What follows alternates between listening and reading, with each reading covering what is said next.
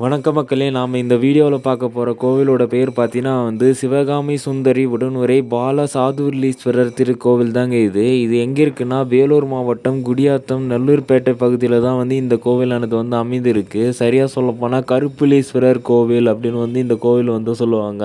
சுமார் ஒரு 1000 ஆண்டுகளுக்கு மேல இருக்க பழமையான சிவன் கோவில்ல இதுவும் ஒண்ணு. இந்த கோவில பத்தின பல சிறப்புகள இந்த வீடியோல நாம பார்ப்போம். இந்த கோவிலோட தலவரலாறு அப்படின்னு பார்த்தீங்கன்னா ஒரு மைசூர் பகுதியை சேர்ந்த ஒரு தம்பதியர் மிளகு வியாபாரம் செய்கிறதுக்காக கிழக்கு கடற்கரை நோக்கி போகிறாங்க. வியாபாரம் முடிச்சுட்டு திரும்ப வரும்போது விரிஞ்சிபுரத்தில் இருக்கும் சிவன் கோவிலுக்கு போயிட்டு குழந்தை பேர் வேண்டி அங்கேயே திருப்பணியானது செய்துட்டு இருக்காங்க.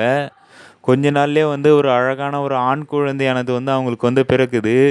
சிவபெருமான் இவங்களோட கனவுல போயிட்டு, இந்த இடத்துலேருந்தே நீங்க உங்க கிளம்பலாம் அப்படின்னு சொல்லிட்டு உத்தரவானது குடுக்குறாரு.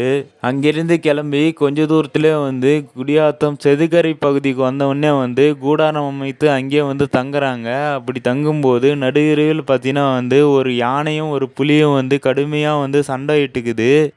அந்த சண்டையில பார்த்தீங்கன்னா புலி கூடாரத்தின் அருகே குழந்தைய கவ்விக்கிட்டு காட்டுக்குள்ள போயிடுது.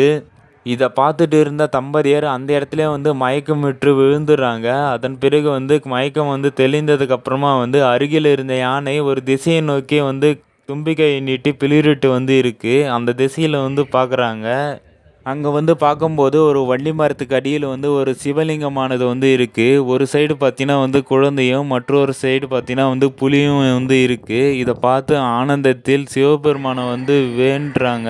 வேண்டும்போது புலியானது மறைந்து போது. இதுதான் இந்த கோவிலோட தலவரலாறா இருக்கு. இதுல யானை வடிவில் விநாயகராவும், புலி வடிவில் சிவபெருமானாவும் சொல்றாங்க. இந்த கோவிலானது சோழர்களால கட்டப்பட்டு இருக்காம். இதற்கான சான்றா கருவறைக்குள்ள இருக்கும் தமிழ் கல்வெட்டுகள்ல சோழர்களோட பெயர்களானது பொறிக்கப்பட்டு இருக்கிறதா சொல்றாங்க. இந்த கோவிலோட தலைவிருட்சமா வன்னி மரம் தான் இருக்கு. அதற்கு கீழ பார்த்தீங்கன்னா விநாயகர் சிலையானது அமைத்திருக்காங்க. அது மட்டும் இல்லாம இந்த கோவில்ல சனீஸ்வர பகவானுக்கு ஒரு தனி சன்னதியானது இந்த கோவில்ல அமைத்திருக்காங்க. வருடத்தில் ஒரே ஒரு நாள் மட்டுமே திறக்கப்படும் சிம்ம தீர்த்த குளமானது இந்த கோவில்ல இருக்கு. இது என்னைக்கு திறப்பாங்கன்னா, கார்த்திகை மாசத்துல வர கடைசி ஞாயிற்றுக்கிழமை மட்டும் தான் இந்த தீர்த்தமானது திறப்பாங்க. நீங்க இது போல கோவில் சம்பந்தமான வீடியோக்கள்லாம் பார்க்கணும் அப்படின்னு நினைச்சீங்கன்னா, நம்ம சேனல் சப்ஸ்கிரைப் பண்ணுங்க, லைக் பண்ணுங்க. அப்பதான் நம்ம போடுற வீடியோ அடுத்தடுத்து உங்கள சேரும்.